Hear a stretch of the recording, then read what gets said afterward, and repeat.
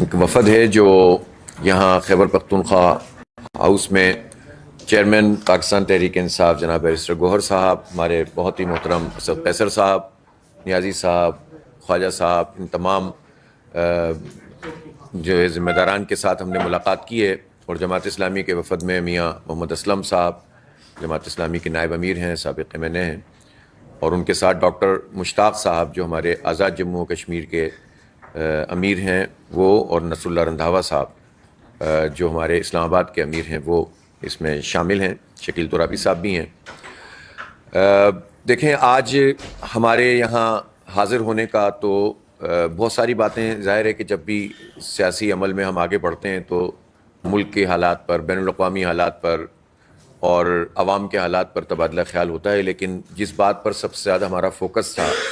وہ آزاد جموں و کشمیر کی موجودہ صورتحال ہے۔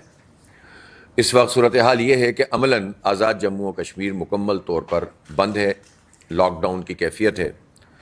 اور صورتحال یہ ہے کہ کھانے پینے کی اشیاء سمیت تمام ضروریات زندگی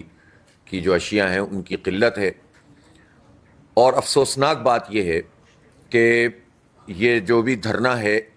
اور اس وقت تک کی سچویشن میں بہت سا خون بہہ چکا ہے۔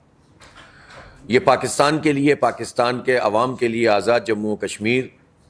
اور پورے جموں و کشمیر اور ان کے عوام کے لیے اچھی صورتحال نہیں ہے، بلکہ بہت خراب صورتحال ہے۔ اب ایک طریقہ تو یہ ہے کہ بلیم گیم کیا جائے،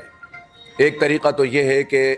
حکومت اور اپوزیشن یا حکومت اور ایکشن کمیٹی کے حوالے سے رائے قائم کر کے سب و شتم کیا جائے، لیکن دوسرا طریقہ یہ ہے کہ جس سچویشن میں ہم پھنس چکے ہیں اس سچویشن میں راستہ نکالا جائے، اور راستہ نکالا جائے امن کے لیے اور خیر خواہی کے لیے، عوام کے لیے، اور جو ہمارا کاز ہے، ایک بہت بڑا کاز کہ ہم 80 سال سے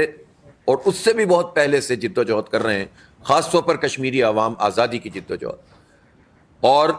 اس کو جتنا نقصان اس پوری صورتحال سے ہو رہا ہے، اس میں یہ بہت ضروری ہے کہ جو سنجیدہ قوتیں ہیں وہ اپنا رول ادا کریں اور جلتی پر تیل چھڑکنے کے بجائے آگ بجھانے کی بات کریں، لوگوں کو ملانے کی بات کریں، اور جو جینون ایشوز ہیں عوام کے ان کو ایڈریس کریں۔ اس لیے مولانا فضل الرحمان صاحب نے بھی اس پر بات کی تھی،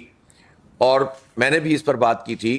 اور اسمبلی میں بھی ہمارے PTI کے دوستوں نے سمیت تمام اپوزیشن نے بھی بات کی تھی، اور ہمارا خیال یہ ہے کہ اس مسئلے کو ریزالو ہونا چاہیے۔